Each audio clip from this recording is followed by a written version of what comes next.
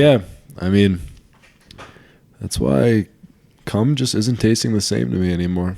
But Yeah. Anyways, And welcome back. we are back with the 4-hour work week workshop number 3. What is it? Yeah, what is this? 3? 3.5. Yeah, Is it 3? Not including the 0. No, Oh. it is 3. Yeah. No, it's, I don't know, fucking numbers. I think it's 3. Anyways,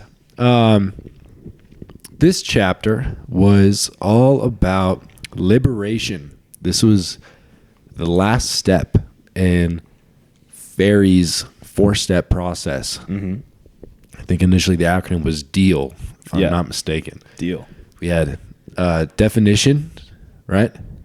Yes. Elimination, automation, liberation. A lot of Asians in there, isn't it? A lot of Asians, baby. What is it? Stop Asian hate, though. Don't do that shit. No, that's not cool, man. That is not. Yeah, don't do that.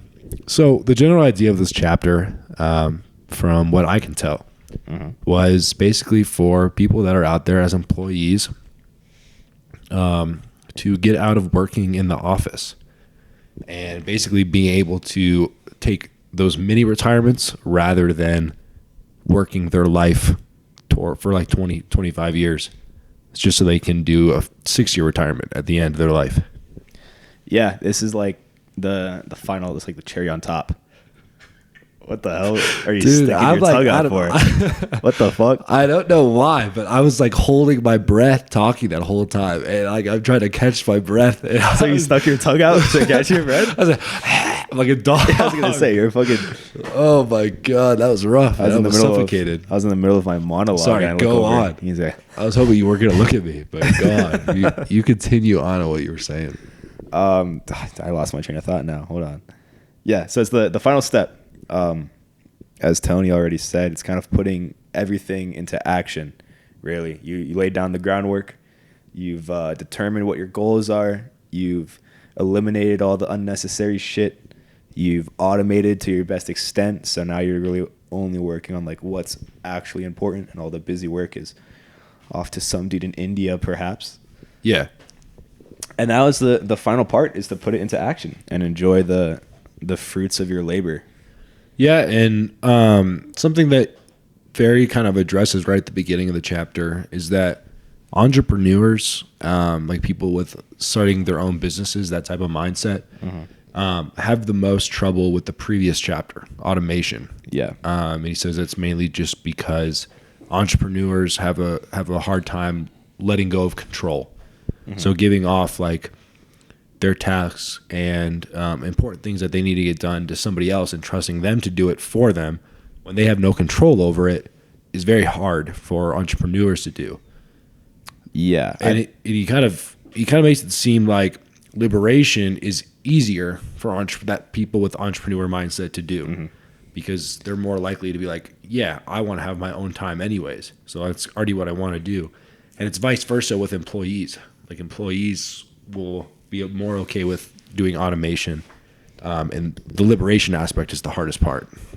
Yeah, I think it's because entrepreneurs have so much more stake in what they're doing, especially if it's a company that like you and your homie or like yourself brought up from the ground up, and you finally scaled it enough to the point where you can hire and outsource other work. It's tough to give that up because for the past however many months or even years, you've been doing everything yourself. Yeah. And it's almost you have a bit of an ego to it. You're like, yeah, I can do this shit well. Can you do this as good? I don't think so. Right. And that's where like the trust issues come in. I feel like a smaller kind of like more condensed version of this is like professors, TAs, and students. Like students are the employees. Okay. And the professors are like the entrepreneurs in that class, right? Like they're the ones that run the class. They're like the owners of the class. And the professors have a harder time initially like hiring TAs and having other students come in and do the grading for them. Yeah. Because they're worried that their class is going to suffer because they've got somebody else doing the grading. And it's like, no, I can do that. But eventually they hire a TA.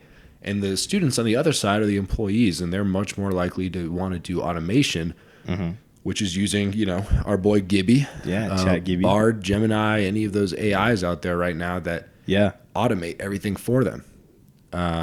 So, yeah, I would say that's kind of like the direct metaphor or analogy, I guess, that what I would use for that. Mm-hmm. I don't know if we have it down in our notes here, but it did kind of touch a little bit about in this like liberation chapter why so many people have difficulty doing it. It's because they have trouble just like slowing their life down. Yeah. And like taking a break from everything. I think you kind of have it in here. I think I see a little topic down there. It's talking about taking life slow. Oh shit! I should probably grab the. But what I think one of the first quotes that kind of stuck out to me in here was, Ferry kind of mentions. He says, "Just because you are embarrassed to admit that you are still living with the consequences of bad decisions made 5, 10, 15, 20 years ago, shouldn't stop you from making good decisions now. Do not let your pride stop you." And I think I feel like that hits pretty hard to a lot of college students and people in their 20s. Really? Well, I'm only saying that from my own personal experience, and maybe that's just because I have my experience with with baseball and everything, where you know, I dedicated 10, 15 years of my childhood to a sport, and I was so focused on it, that being what my outcome was going to be in life, that I started to make bad decisions purely based on the fact that like I was too afraid to admit that those 10, 15 years were not completely wasted, but they weren't going towards anything substantial. Yeah.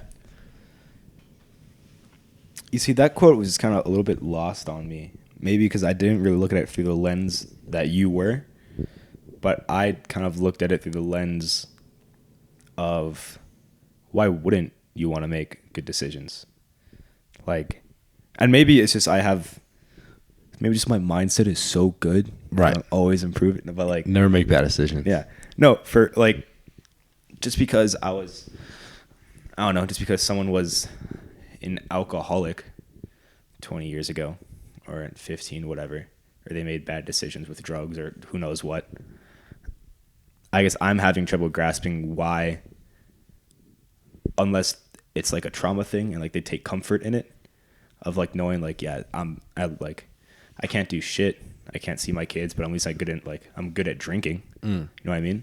But I don't see why that would affect them to make good decisions in the present, especially if they're trying to move on from that. Yeah, I mean, I wouldn't say that he's looking at this directly at the extremes of like, say, like alcoholism. I would say it's more just like the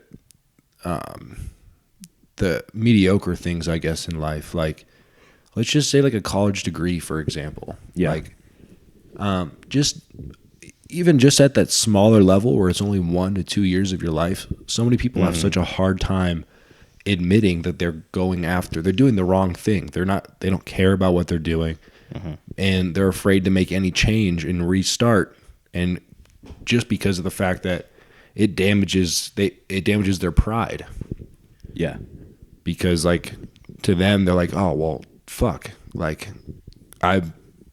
what if I make the wrong choice again? Like, I just keep going back and forth. And I think that's what he's trying to get across there. It just to be able to admit that you've made a bad decision, and it shouldn't be regardless of how long you've been in that bad decision. And then the next thing I have also was basically starting a job without defining a worthwhile end is like gambling without a cap. Cap as in like when like if you go into a casino, you have a certain amount of money you're willing to spend. Yeah. I immediately thought baseball caps. Yeah. Thanks for clarifying. Right. Yeah, of course. That's why I'm here. No, but he talks about this, and it's basically just the idea that when you start your own project, let's say you are an entrepreneur, maybe you're not, maybe you're just an employee that wanted to pick up a task that you haven't done before for your company. If you don't define or take a step back and realize when what you're doing is no longer worthwhile, and actually be willing to like quit, and not even quit, but just like step back and not like, it doesn't have to, you don't have to think of it as quitting. It's just like you achieved everything that you were willing to. Yeah. You see, the only issue I have with that quote is because I viewed it more in like a negative sense than a positive one when it came to that. Because like worthwhile end, like for example, like if for my company, if I was like, okay, once I've reached like $1 million like dollars or whatever the fuck, I'll sell it. Yeah. Like that's a worthwhile end. But if I like on the flip side though, I think this quote is also talking about like, all right, if I've been doing this for 2 years and I haven't made a penny, then I quit. Right. And You're not okay with that? well, I'm not saying you should be a dog chasing your own tail. Yeah. But I feel like a lot of people, this might be misconstrued and might be even used as an excuse to quit prematurely. Yeah. Because the two things that separate extraordinary people from ordinary people is being able, or I guess doing the things that normal people wouldn't or don't want to do, and then being able to endure more than the ordinary person would. Yeah, and I completely agree, and I still think it's more so about actually defining that worthwhile end, because like you said, if somebody goes into doing a project or starting a business and they immediately say like, okay, if within a year and a half I haven't made any money, I'm quitting, they're doomed from the start. Like that was the worthwhile end that they have defined. And they were never like destined to achieve that unless it was within a year. I see. But if you define the worthwhile end and sit there and say like, regardless of how much money I make, like, or how much money I'm not making, I guess, as long as I'm still enjoying it in 6 years, or as soon as I stop enjoying it and it becomes more of a chore, Yeah. then I'm done. I think it more so comes down to defining that worthwhile end. Okay. But I can see where you're coming from. I do see that people can use that as an excuse, as like to get out quick. Because I'm a big believer in whatever you like, God, the universe, whatever you believe in. If he's a believer in what you believe in. If I believe in what you believe in. Yeah. He was pointing at me, but he's pointing at all of you listeners. Every one of you. I think like if you keep trying, then eventually what you deserve is going to come. Does that make sense? Yeah, manifesting. Yeah, that's not manifesting, dude. That's manifesting. And it always brings me back to this quote that I heard. It was funny enough. It was from a Lionel Messi motivation video. Oh, okay, all right. That I used to watch when I was a Does kid. that guy speak English? Barely. Nah, it was literally just like different motivational clips for motivational speakers. Oh, okay. Over clips of just Messi like playing soccer. Oh, right. And then like the beginning of the video would be like Messi getting hurt or just like shanking shots, and you like the motivational like music is like boom, and then it's like, you need to know what you're doing. It's like he's all full training reenactment of the video. I see it. The quote that struck out to me the most is, you need to treat life the way you want to be treated. Golden rule. Nah. Number one rule. Almost like not a door, but the scenario he played out is if you're sitting on your couch watching TV and someone knocks on your door, and you're like, fuck, I don't want to get it. I'll ignore it. Okay. So you ignore it.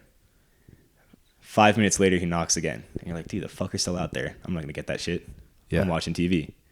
If he's knocking for an hour straight, you're going to open the door. Be like, what the fuck do you want, man? Yeah. And you got to treat life the same way. That's what he was saying. So in that context, who's knocking? Life's knocking? You are. And life is... You're knocking on your own door? I guess destiny's door, maybe? You're knocking on destini's door. I guess. So it's like persistence is what he's trying to get across. Basically, don't stop knocking until they open the door. Gotcha. So just sure, you might not make money in your first 6 months. Why stop knocking? Keep trying. Unless you've been going... And that's where the cap comes in. You know what I mean? Mm-hmm. When do you stop knocking? If you should. Yeah. I do think defining a point to stop knocking is important. Because like the whole analogy that he's using with gambling without going in with a cap, like Yeah. you can run yourself into like the end of your life basically because you're just insanity, Yeah. Definition of insanity is doing something continuously expecting a different result. And I guess the only time that like you'd be able to sit there and say, "Ha, I was right," is if in that analogy that the door opens. Yeah. And until it doesn't, though, you are still in that realm of insanity. That door will remain closed if you stop knocking. The only way to get the door open is to knock. But why not try a different door? Could be. I mean, if that's what you want to do, if you're like, you know what, maybe I'll just try a different door. You can. But sometimes people are just fixated on one door. Yeah, I get that. But step the fuck back and look at some other doors. There's other doors out there. Maybe try ring the doorbell. Yeah, maybe the doorbell. Maybe like there's some rock somewhere. Toss that shit in a window. Get that guy's attention. I guess another quote in here, and he was talking about the quote itself. It says, "You know what to do. You are just afraid you will be more worse off when you do it." And when what he's talking about in this one, at least from what I read it, is that a lot of people have this they consistently tell themselves, I have no idea what I'm doing. I have no idea what to do with my life. I have no idea, fill in the blank. Yeah. When the reality is like I feel like those people are always just making it more complicated than it needs to be just for the sake of making it complicated. Yeah. When the reality is they do know what to do. It's a very simple answer for them, regardless of what the situation is. They're just more afraid to actually take that action because they don't want to be responsible for making their life worse. What are some common examples you would say, just like off the top of your head, of, I guess, instances where people are scared of like either a conversation, a decision, a whatever, because they're scared that they're going to make their life worse? Yeah, I think the simplest one that appeals to most people's situations usually has to do with relationships. Like there are so many times where either myself, I've experienced this, or I've seen other people go through it too, where they'll just sit there and freak out in their head. Like, I have no idea what I should do. Like, should I do this with this person? Should I do this? Like, I think I'm just not going to do anything. And they'll be thinking about the same thing for weeks on end, like over and over again. They'll never take any action. Yeah.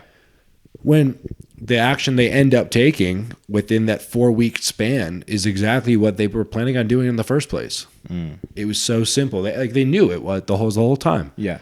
But it was more comfortable and safe for them to be continuously asking themselves that question. And yeah, there's a chance that like you're gonna put yourself into like a tough spot, but like the reality is that you're not gonna end up in a worse spot than you are if you're still thinking about it. Like that constant stress you put yourself through all the time, like worrying about that situation and what the outcome is gonna be, is a hell of a lot worse than what the outcome will actually be. Yeah. And like also at the same time, like, why put yourself through it twice? You know what I mean? Right. Like if it's like if we're using your relationship example, if I was like scared to have a conversation with like my girlfriend because I wanted to break up with her, and I was like, fuck, this is gonna suck, and I'd like procrastinate for 4 weeks about it, that's just 4 weeks of more worry and anxiety that I have to go through. Yeah, they could be focused on something else too. Yeah. But and yeah, that obviously that's a very simple like way to relate to that quote. And I think the more real aspects that happen all the time too is just whether or not to like apply to a certain job, whether or not to pursue a certain like part of your education, whether or not to go on a certain trip. Like it's just all these different things that you just keep telling yourself, I don't know what I should do. I don't know if I should do this, when You do know, you just are afraid of what the answer is. Yeah. I've kind of noticed that this book really focuses on, I don't want to say action before thought, but the connection I made was going back to, I don't know, 1 or 2 episodes ago about the quote, it's easier to ask for forgiveness rather than permission. Right, yeah. And like the same thing applies, where instead of asking for permission or worrying about like what's going to happen, just do whatever it is, ask for forgiveness after, and then deal with whatever comes. Yeah. And even internally too. Like don't even ask yourself for permission all the time. Yeah. Ask yourself for forgiveness at the end. Like you do something that like, internally, like, oh, should I really do this? Mm-hmm. And then at the end, like, as long as it's not something that's like completely immoral, obviously, but you can ask yourself at the end and just like ask for forgiveness and say like, yeah, I probably shouldn't have done that. That probably wasn't the best idea, but my bad, dude. My bad, myself. Yeah, I'm sorry. I'm sorry, me. Yeah, sorry, me. That's actually a perfect segue to our next one, because we're going to be talking about a big part of the chapter that I took from. It's about mistakes and failure. Ooh, all right. Because I feel like that's a big driving force for me and a lot of things I do, is I do not want to, like, not necessarily make mistakes, but I just don't want to fail. Yeah, we got you. And there's a quote in here by Thomas J. Watson that I really liked. And I guess this is from an interview or something like that. And he says, "Would you really like me to give you the formula for success? It's quite simple, really. Double your rate of failure." Yep. So it's almost like he keeps on knocking, doesn't he? Yeah, I guess. I'm not saying to stop trying. I'm just saying you don't have to always try for the same thing. You can, like, there's other paths, other doors. Yeah. I'm not saying you just sit outside and you never get let into anywhere and give up. But, some doors aren't a waste of your time. That's what I'm saying. And it kind of reminds me that, like, because winners aren't people who never make mistakes. Right. Because winners are just people who make mistakes and keep going. Yep. And learn from them. So do you think there's such thing as a bad mistake, almost? The mistake you didn't learn from. That's the bad mistake. Got me thinking over here. Yeah. I said, That's the bad mistake. If you did something that, like, was obviously wrong and you'd, like, fucked up and you fucked up, if you don't learn from it, you just keep doing it, yeah, that's a bad mistake. I see. Yeah, then you're fucking up your life. That's not a good thing to do. Yeah. I see. This is. I feel like we're kind of just looping back towards our previous conversation, where it's like your worthwhile end. How many mistakes do you have to make before you get to your worthwhile end? Yeah. Are you asking me? Yeah. Like in your opinion, how many mistakes would I have to make to get to my worthwhile end? Yeah. Like, if, for, let's say it's your company, your business, whatever, and you, like, obviously neither of us have ever started a business before, so we're just going to make mistakes along the way. Yeah. Is there, like, one thing that's, like, a deal breaker? Like, oh, shit, this is, like, fucked. I'm done. No, I mean, maybe if when it comes to very specific things, like, let's say, I don't know, my, like, career specifically in cybersecurity from graduating here. Yeah. Yeah, I can see myself having a certain amount of mistakes, or like one defining mistake that's like, yeah, okay, I'm done.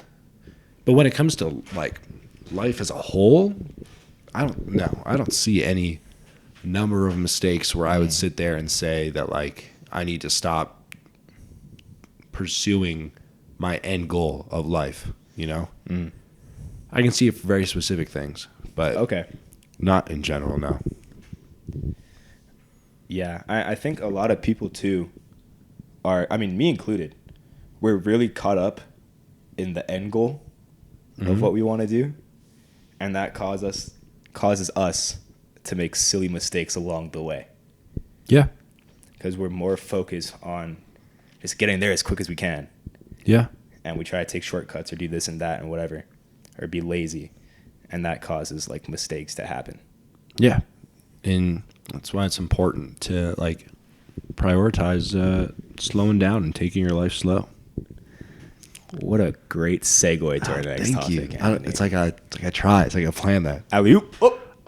Slam. Fucking dunk, baby. Boom. All right. Another thing that this chapter touched on, which I really liked, was taking your life slow. Oh, that's like I just said it. That's crazy. Right? Insane. There's a poem at the end of the chapter that I really like. It almost brought a tear to my eye. Wow. And then I was like, nah, I don't cry. This guy's into poetry. Big poetry guy. Kinda gay. Whoa. Well. Anyways, this poem, I don't know who the author is. The book didn't say. But it's called Slow Dance. Mm-hmm. It goes a little something like this. It's a poem about slow dancing. Yeah. I question you a little bit here, but go ahead. Have you ever watched kids on a merry-go-round or listened to rain slapping on the ground? Ever followed a butterfly's erratic flight or gazed at the sun into the fading night? You better slow down. Don't dance so fast. Time is short. The music won't last. Do you run through each day on the fly? When you ask, how are you? Do you hear the reply? When the day is done, do you lie on your bed with the next 100 chores running through your head? I gotta switch over real quick. You'd better slow down. Don't dance so fast. Time is short. The music won't last. Ever told your child, we'll do it tomorrow? And in your hustle, in your haste. Oh. Sorry, I got hustle on the brain, bro. Yeah. It never turns off. Hustle's never off. Nope. And in your haste, not see his sorrow. Ever lost touch? Let a good friendship die, 'cause you never had time to call and say hi. You'd better slow down. Don't dance so fast. Time is short. The music won't last. When you run so fast to get somewhere, you miss half the fun of getting there. When you worry and hurry through your day, it is like an unopened gift thrown away. Life is not a race. Do take it slower. Hear the music before the song is over. I'm handing Anthony a box of tissues right now because he's tearing up. I'm tearing up, man. You guys can't see it, but I am crying. One fish, two fish, red fish, blue fish. I had that Dr. Seuss rhythm, huh? Yeah. I was ready, bro. Dude, I was in it. I couldn't stop thinking of Dr. Seuss the whole time you were reading it, man. Well, I was green eggs and ham. Was I supposed to rap it? Yeah. Dude. Speed rabbit. If you can throw on a beat, I'll rap it. No, we don't got time for that. But anyways, I really like that poem because, I don't know, I feel... Dude, batteries are a fucking bitch, man. Fuck batteries and everything they stay. Why do things even still take batteries? You should just have to charge everything with rechargeable batteries. Use those. This fucking Zoom recording software thing here. Fucking batteries. Bitch ass, man. So what's up with batteries, huh? So anyways, what's the deal with batteries? Why they always be needing to be changed? What are they? Babies? All right. Alley-oop. Yeah, okay. Let's get back into it. You were talking about your poem. Talking about my Dr. Seuss poem, yeah. Yeah. And about taking life slow. Yeah, I really liked it because I know me personally, I think a lot of the times I do get caught up in just moving from one task on to the next. And I think I do miss a lot of like some of the, I guess, more subtle beauties that life has to offer. Right. They say I had a really deep introspective quote. And now it's fucked up. So, yep. Sorry, guys. You don't get that one. But I don't know. What do you think about taking life slow? Taking life slow, I think is... I guess in regards to like the poem. I think it's only hard for people to do because people always need something to focus on. And we'll get into that, I guess, in a second too, because that's what kind of the ending part of this chapter was for me. Yeah. But everybody says they want to take life slow, and then as soon as they start doing it, I think they start getting worried that they're being lazy and that they're not doing anything. Yeah. And then they start filling their life back up with shit again, and they just kind of, it's like a just back and forth. It's hard for people to find that balance. I also think a lot of people overcomplicate it too. Like life? Yeah, or just like taking life slow, or quote unquote like enjoying life. Right. I think a lot of people, and one of the things the book really like focuses on is like, you don't need to be a multimillionaire to do all this stuff. Like that the book is like going to a trip in Thailand or fucking, I don't know, fucking off to Yosemite for like a week or two. Yeah. And there's I guess a proverb or a story in this chapter as well about the Mexican fisherman. Okay. And basically the way the story goes, or I guess the tale, whatever you want to call it, is that an American businessman is down in Mexico for work, and he sees a fisherman fishing by the dock. Mm-hmm. And he's like, "Hey, what are you doing, man?" And he was like, "Oh, I just caught some fish for my family and my friends. I'm pretty much all finished up though, so I'm gonna go take it back." And the businessman was like, "Why don't you stay here longer and catch more fish? You can sell it." And he was like, "Oh, I want to spend time with my family and my wife and play soccer with my kids and things like that." Right. And the businessman was like, no, you don't understand. And he was like, "Look, if you just stay out here longer, you can sell your fish, make money. You can buy a boat. You can buy a bunch of boats with all the money you're going to make from your first one. You're going to upscale it. You're going to have a factory. You're going to move it around. Eventually, you'll have a headquarter in New York. You're going to be a multi-millionaire, man." Yeah. And the fisherman is like, "Well, how long is that going to take me?" And he's like, "I don't know, like 20 years.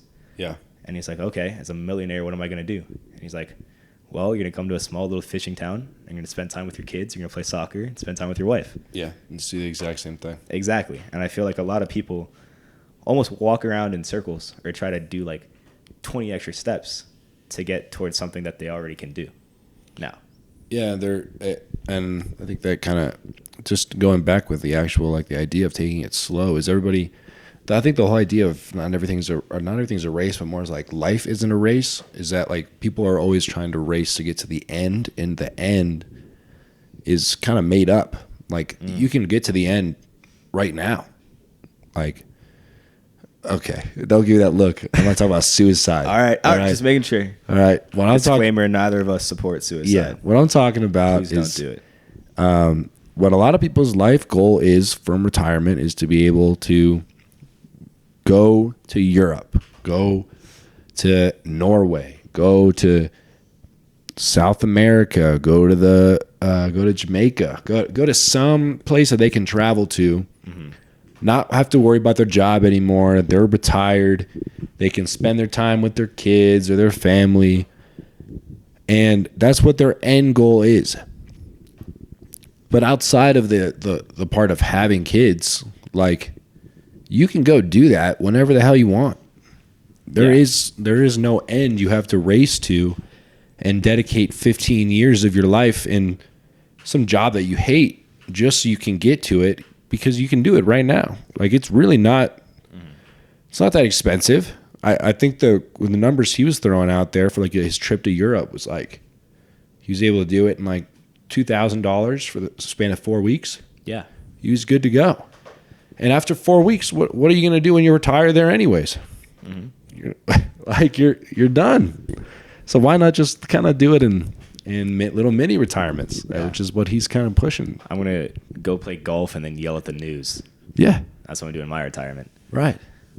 No, I'm not, like, it's 100% easier said than done to be just like, dude, it's so easy just to go to Spain. Just like, do it now, bro. Because we get it. Like, people have bills.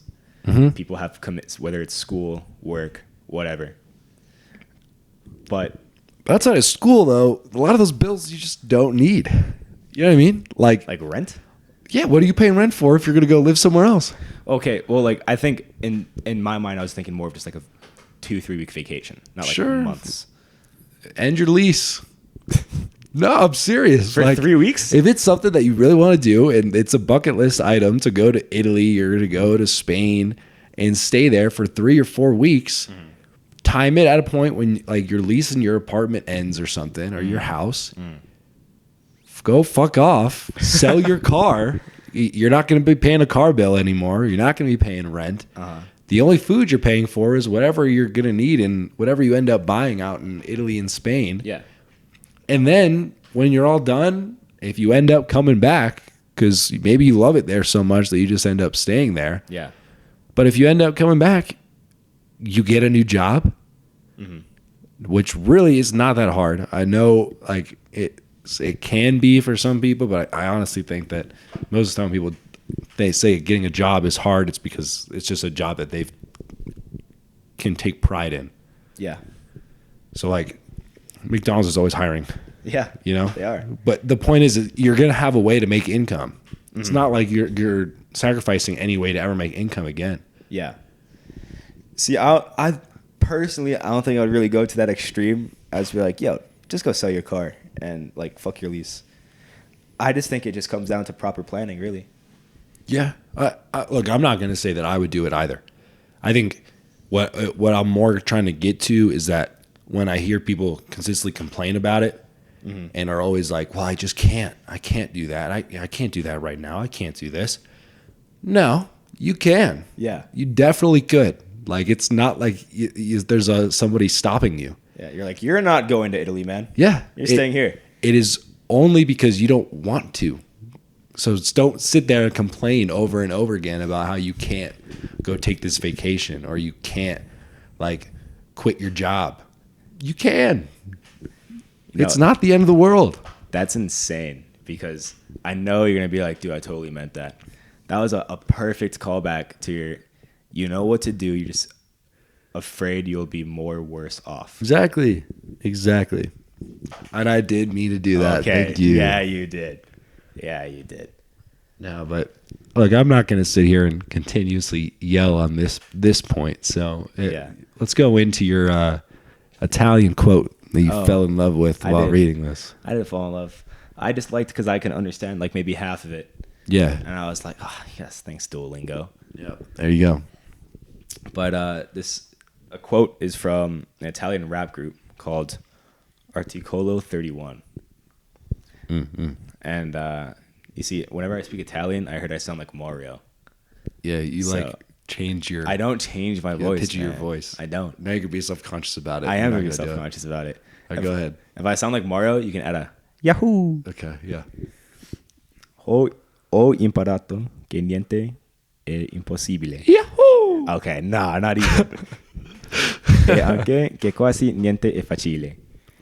So basically just the translated version, which was in the book. Like I didn't. Right. I'm not that cool. Translate it live. Yeah. It means I learned that nothing is impossible and almost nothing is easy. Elaborate. Nothing is I feel like everyone says that. Nothing's impossible. And like, I don't know about that one.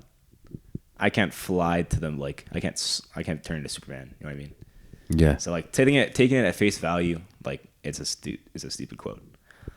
But I really like it because a lot of what we think is impossible is just mental barriers put in our brains. Like you said, going to Spain for 4 weeks. Okay, you might have to sell your car to make it work.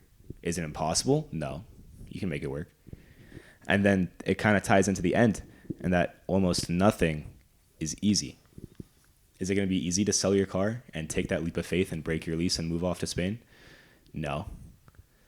But also, like I feel like everything worthwhile in life should not and is not easy. Yeah. Of course. I mean, I don't disagree. I would also, so the almost everything in life that's worthwhile isn't easy. I just feel like it's a quote that's like overused too many times. People say it all the time. Really? Yeah, I feel like everybody knows that at this point. Well, that's because I'd be saying it so much. Oh, that heard you. Yeah. You're right. That's why. Duh. Yeah, idiots. I mean, what do you think about the almost nothing is easy? I completely agree with the quote. I don't really have much to elaborate on that one. I'm not gonna lie. You know, that's the really tough part. I think that everyone agrees with me all the time. I think I think in hindsight, the only reason why you put this quote on here was because it was in Italian. And yeah, I was like, dude. I think outside of that, bro. that didn't register too deep that much. No, I really like both the Italian and English translations. You're lying, man. It was just the Italian. No, part that bro. got you. Okay, the Italian caught my eye. It's like Yeah. It's like what they say about love, man. They say looks catch the eye. If this quote was in there, keeps you. just the English translation, you would not have put it in the notes. That is a lie. Nope. That's a lie. Dude, I'll tell you, that's exactly what happened. There's no way you'd want to put this in there. I disagree. All right. Let's move on. Okay. I disagree.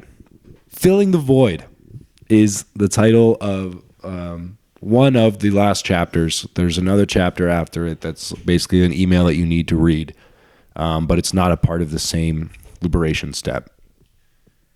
So this chapter is very much focused on the fact that the people that get to the point of retirement or achieve that dream that they've been setting out for themselves end up facing a void.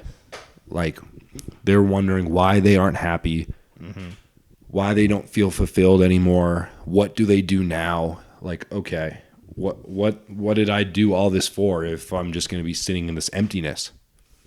You can play golf and yell at the news, man. Yeah, and I guess that's one aspect of filling the void, honestly. Yeah. The way that he kind of describes it is like you have to kind of go back and think of those moments where you were 100% focused. Like when you were completely in the zone and felt like there was nothing else that was on your mind. Okay. And the two things that he brings up are sports and sex. Sports, very obviously. Big fan of both. Yeah, big fan. Registered with me. I'm sure it registered with you with the whole sports side. Yeah, the sex part, I was a little lost on it. Okay. All right. I know the sex side you were a little lost on. Okay. All right. But like the sports side, like if there's any pitchers out there being on the mound, okay, focused on throwing and striking out that guy in front of you. Crazy. It's the zone. It's like it's in any sport, honestly. Everybody always talks about the zone. Like you zone out the fans, you zone out the people that are watching. All that matters is like what you're set out to do in that exact moment. You're in your flow state. Yeah, exactly. And that is what Ferry is trying to like push for people to fill their void with. Is to find things that they just focus in on. It doesn't matter what they are. Like if you get lost and you're focused and there's nothing else on your mind while you're doing those things, then that's a good way to fill that emptiness. Yeah, I think it's just a factor of just keeping your brain stimulated. Yeah. I feel like when your brain is not stimulated, it gets lazy and then it starts looking inward and creating all these like problems that aren't necessarily there. Yeah. Yeah, and also one of the things that he mentions that is such an excellent thing for filling the void is learning languages. Yeah. And I love this quote that he put in there. He says, the benefits of learning a language are as underestimated as its difficulty is overestimated. Because to me, like sitting there and wanting to learn Spanish or Italian, like I always end up cutting myself short because I'm just like, there's no way I have the time to do this. Why am I putting all this effort into learning like this other language? There's no way I'm going to be able to do it within like 4 or 5 months.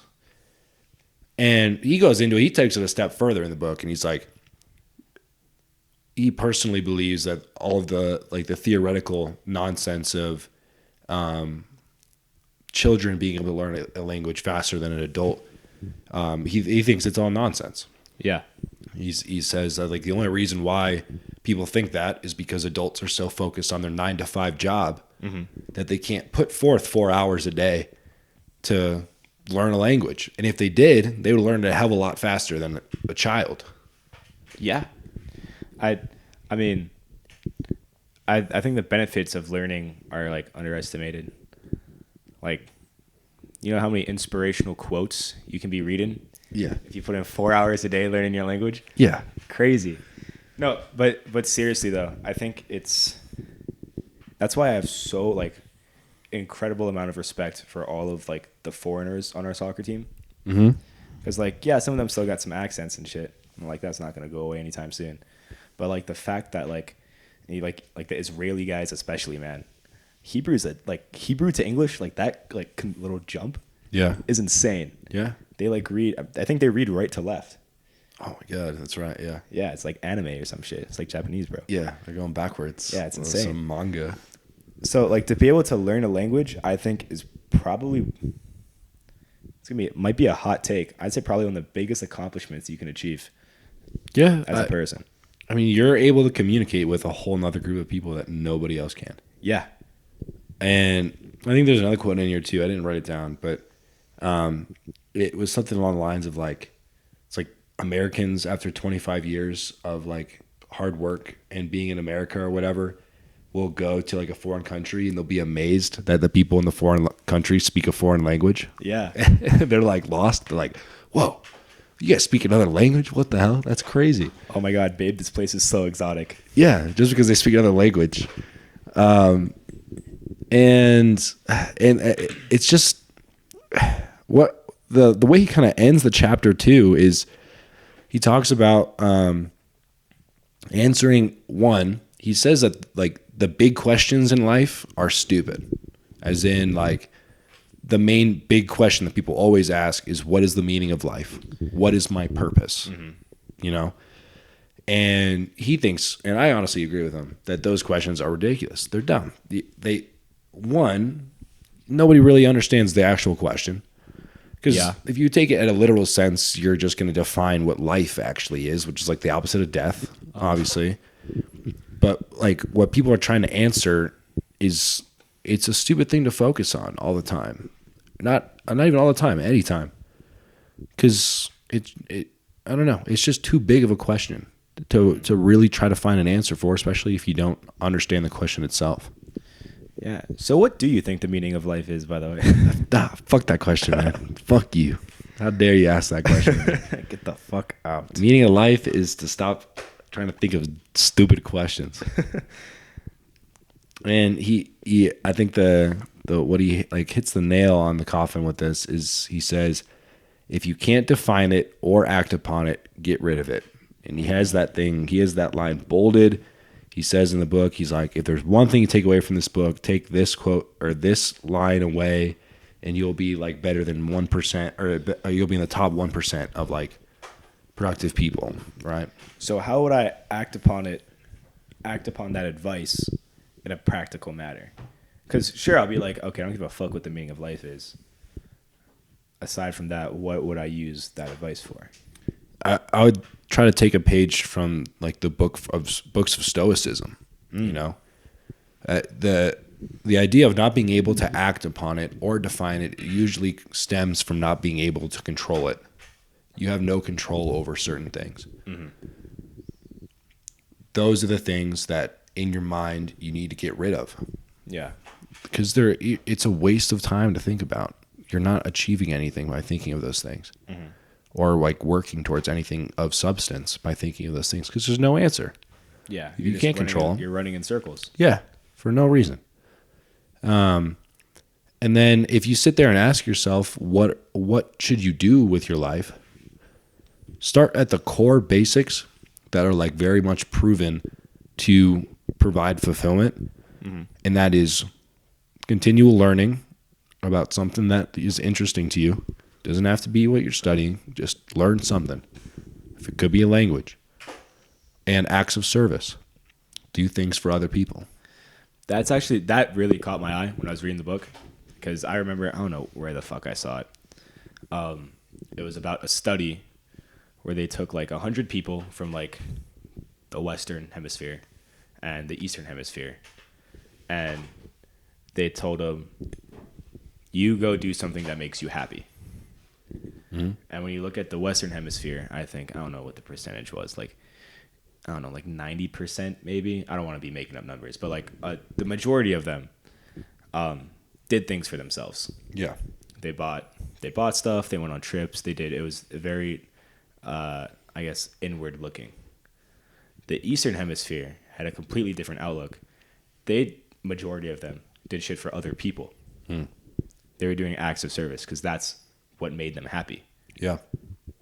So I think this book was the only other place that kind of mentioned like acts of service as making yourself happy.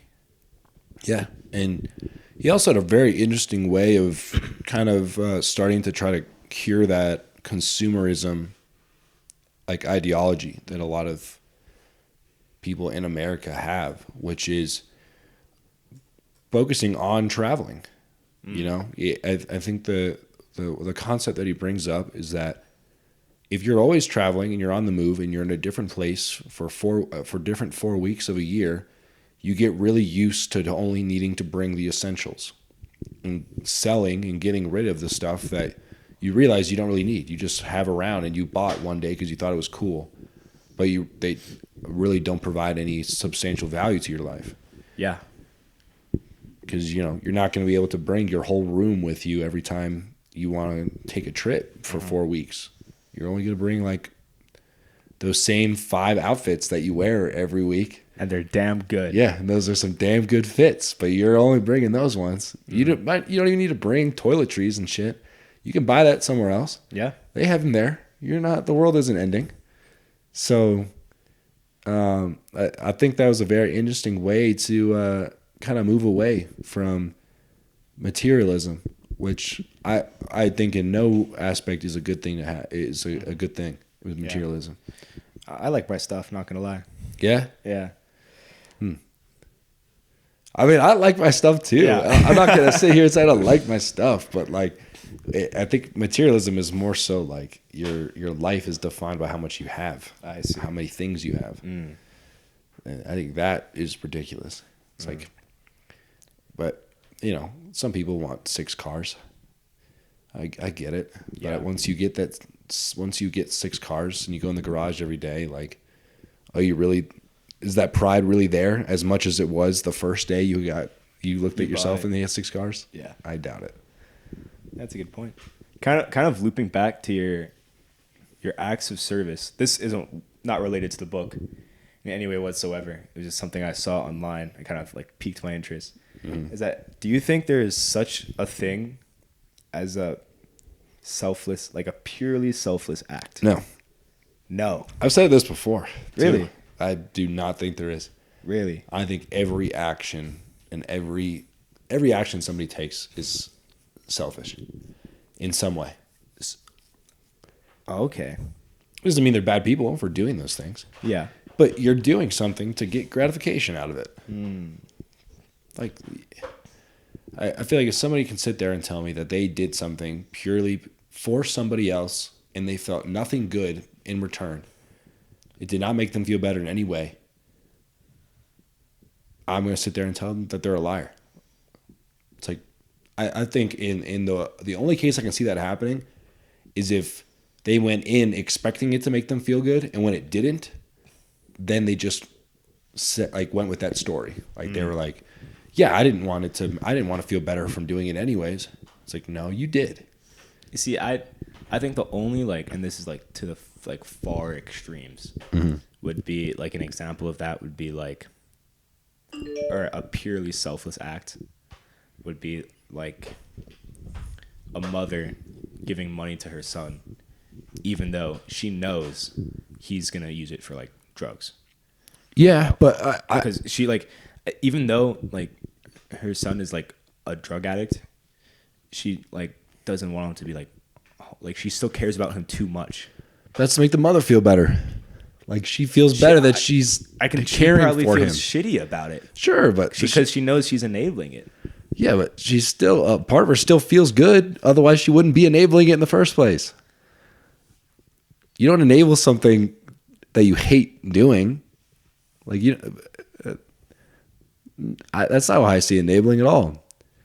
If you're enabling somebody, you're still enjoying the things that you're doing. You're still getting gratification out of doing that for that person. Yeah, you also acknowledge the fact that like you might be making their life worse. But you wouldn't do it in the first place if it just only made your life like neutral or worse at the same point.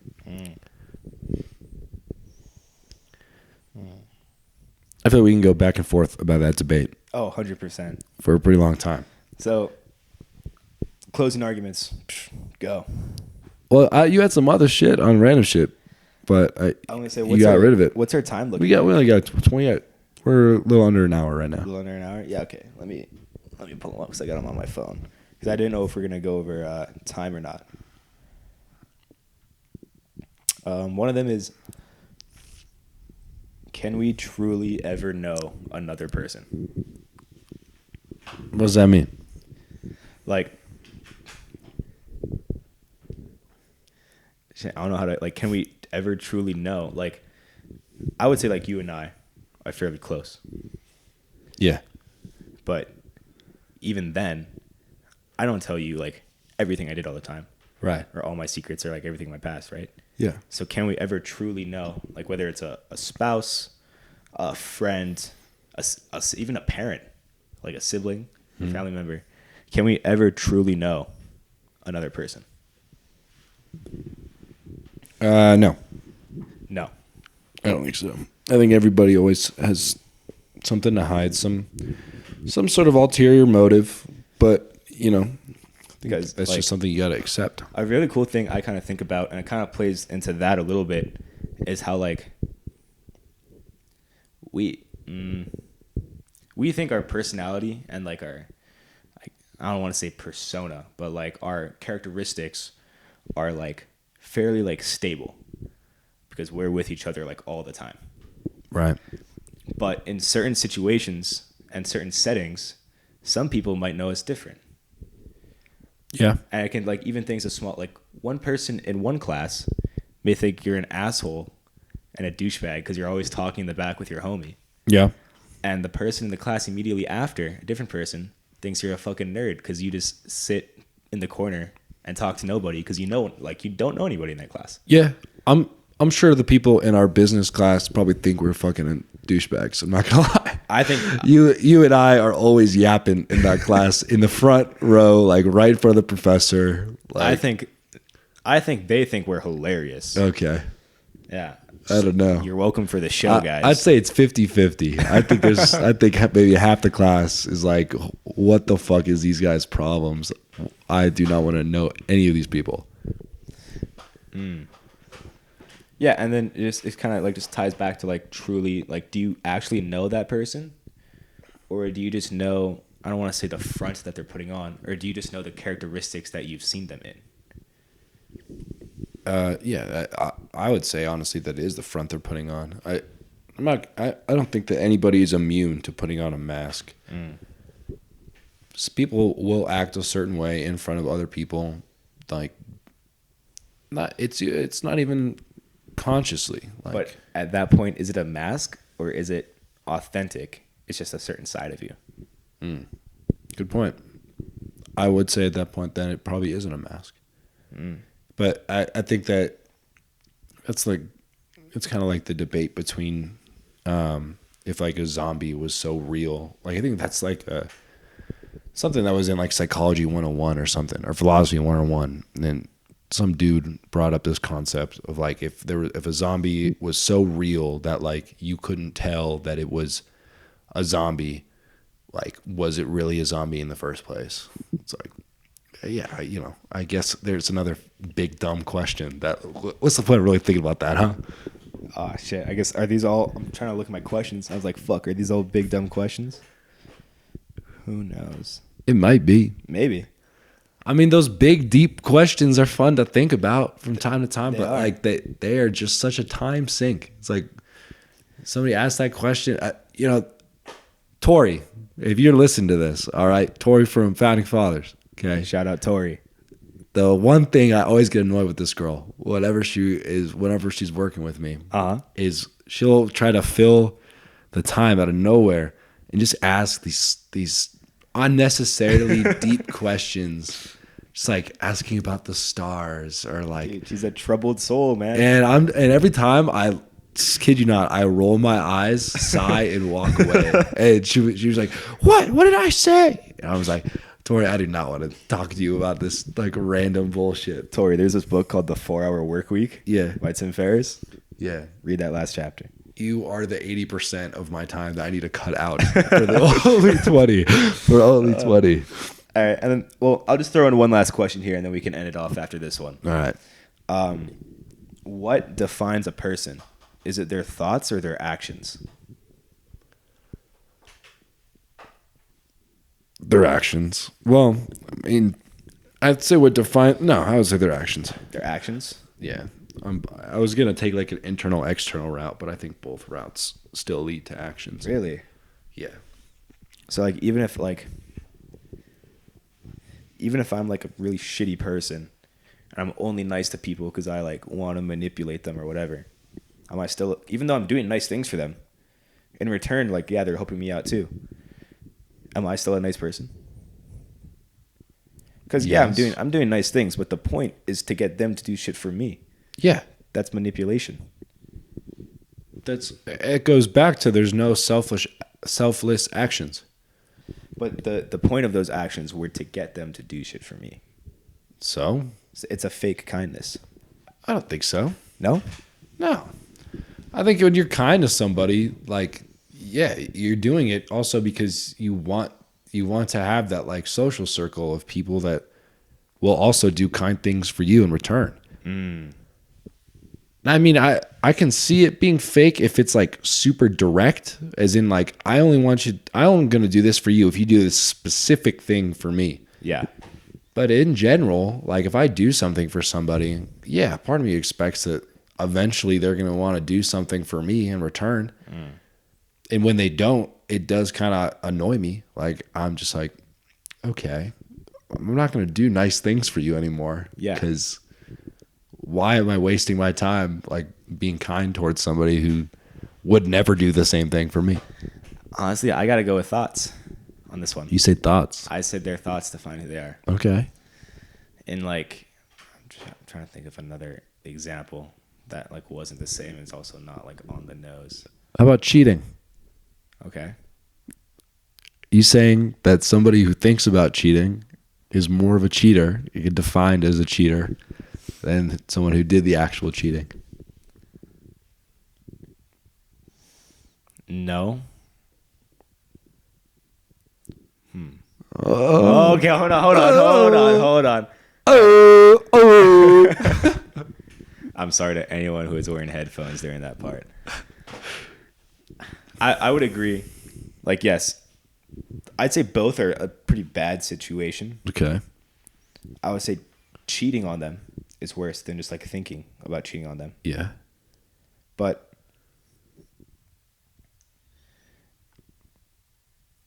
if I'm talking to a girl and I just end up stringing her along, Yeah. and really in my head I'm thinking like, yeah, I don't really like this chick, but I like the attention I got, or I like what she was doing for me, so I keep on doing nice shit.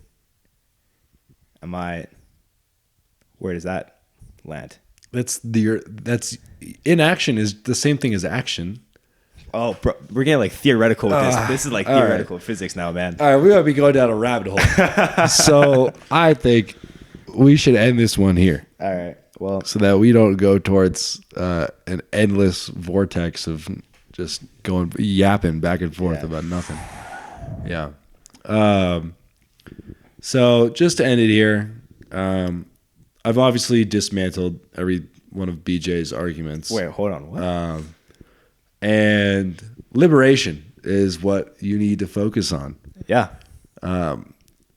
This is probably going to be our last podcast about the 4-hour work week. Mm-hmm. So just to end it off, so out of 10, give a rating on the book. 10 being like, holy shit, this is like my Bible. And 0 being like, I would wipe my ass with it. And like how much you enjoyed it, but additionally, how useful do you think it is? I mean, I guess I'd give it like a soft 7. Soft 7. But I would say that its use it doesn't go away just after you're done reading it. Yeah. I think it's definitely a good book to have and be able to refer to. Mm-hmm. Like there's a whole section today that was like about being able to go on a vacation for like 70% of the cost. Mm-hmm. I don't need that right now. But when I'm thinking about going on a vacation, I'm definitely going to look back and just be like, oh, maybe, okay, let me check these websites out, you know? Yeah. And there's a bunch of different kind of like challenges is what he calls them, comfort challenges, that are great to look back on and to do to try to improve your character and get used to the things that he's trying to get you to do in the book. So I like that aspect of it. I would say that it's a lot better would be a lot better read for somebody who maybe has graduated and is already having some sort of solid income. Mm-hmm. Because a lot of the stuff in there has to do with like either being an employee of a job that like you have good money, but you can leave whenever you want, or you don't have like obligations that a college student would have, like going to class. Yeah. Out of 10, I think I give it like a. See, I was gonna say 7, but they would be like, "Yo, who put you onto that?" Yeah, exactly.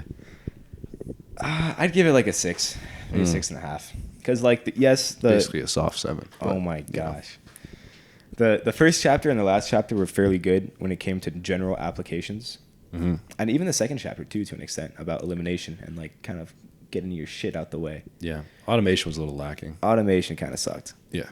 So unless you're like an entrepreneur, then I feel like the whole book as a whole would be pretty good for you. Mm-hmm. But if you're just like a student in college or like an employee. And maybe you like, as like awesome as it like sounds to go fuck off to Bali for 2 weeks. Yeah. Sometimes people just are happily content staying at home with friends and family. Yeah. So if you don't want to be like that nomadic type of lifestyle that this book is like screaming about, then maybe it's not exactly the book for you. But that's not saying there's still concepts in there that the everyday person can use.